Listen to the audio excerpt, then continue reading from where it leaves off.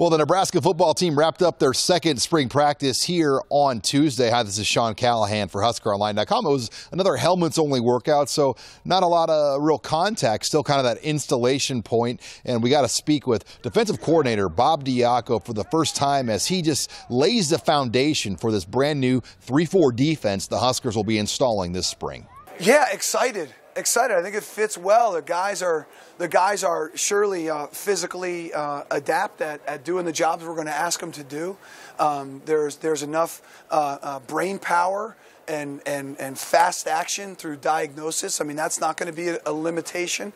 They look like they got a lot of conditioning built up where they're going to be able to go hard, long, and I'm pleased with the tangible skill of the defensive players. We can definitely get our work done. And coming with Diaco to Nebraska is his former defensive coordinator from Iowa and former colleague at Notre Dame as well, Bob Elliott, as the longtime Coach Elliott gave his first thoughts here at Nebraska. I like wearing red. I've worn red before, but it was a different red. I like this red better. He's been doing this for over 40 years.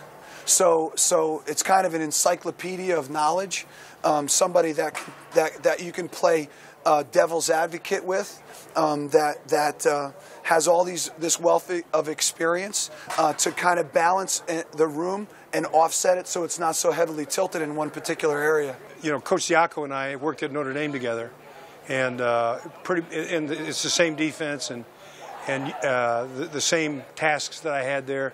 I was really excited to get back with Bob. I have ultra confidence in Bob Diaco, and I can't tell you how much confidence I have in him as a defensive coordinator, as a football coach, as a person. And so that made me feel really good to get a chance to be, back with him.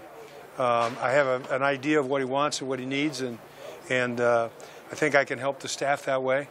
And but I'm just glad to be back. He's a great coach and a great person, but he's a lot of fun to be with too. You don't see that part necessarily, but he's a fun guy to be around. When Diaco looks at this defensive staff as a whole, he feels like it's one of the best he's ever been a part of in his coaching career. We spent a lot of time together. People aren't off collecting information and off on their own.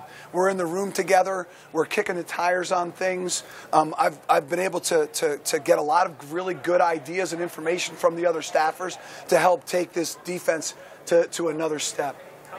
Another one of the new faces on this defense is corners coach Dante Williams, but luckily for him, he's got a very veteran group to work with, led by guys like Joshua Kalu and Chris Jones. What we're doing technique-wise is completely different than anything they've ever done. So completely different. So it's pretty much a challenge for themselves. And those two guys are so competitive amongst each other. It's like best friends that are competitive, like your brother. Like, nobody wants to do less than what their brother did. Everybody wants to outdo their brother. So that's how those two guys compete on everything they do. They're their own competition. If you tell one of them to watch 30 minutes of film, the other one's going to try to watch 31 minutes. That's just how those two guys are. So it makes it easy as a coach because those two are already trying to outdo each other, and they set such a standard that everybody else in the group buys in.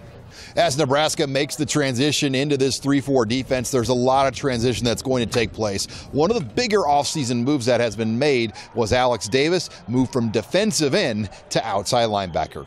I was excited. I mean, I'm still learning the game, and it's not a setback. I just feel like this is another position to learn. I mean, I'm kind of doing the same type of thing, so it was real exciting when I first heard about it.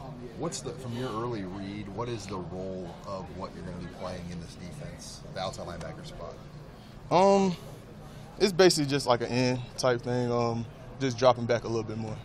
Another key move made on that defensive line is Khalil Davis. He moved now inside behind Nick Stoltenberg at the nose tackle position. I love playing the nose. I played it in high school, and it's just a fun position to me because I like being in the trenches. It's kind of like a sick mentality. I love being engaged with the linemen, just being around big guys, so I like it. And both you and Nick are there. It seems like on paper that's the deepest of the three this spring as far as experience. Do you get the sense that that's going to be a position where they're going to have to rotate guys in and keep a fresh nose in? Oh yeah, all three positions, the end, stud, and nose, they're going to have to rotate. But yeah, they're going to have to rotate because we play fast, and they always tell us to be ready, and that's what we're going to be. So. And Khalil's brother Carlos will still be playing right next to him. He's slid over now to defensive end. He'll play the weak side spot. I really don't know. I think it was based off, since I played the 3 all last year, the stud can move down to a 3, so they thought that was the best fit for me since I had played the 3 already. How do you transition to the new scheme? I mean, is it a huge adjustment or a minor adjustment, and how would you kind of categorize it right now? The defense is still kind of like our old defense, but I mean, it's going to be adjustment playing the 3-4, and it's an adjustment for sure. It was a long practice here on Tuesday, as that's to be expected as Nebraska continues to make this transition here into their new defense. With the Huskers here in Lincoln, I'm Sean Callahan of HuskerOnline.com.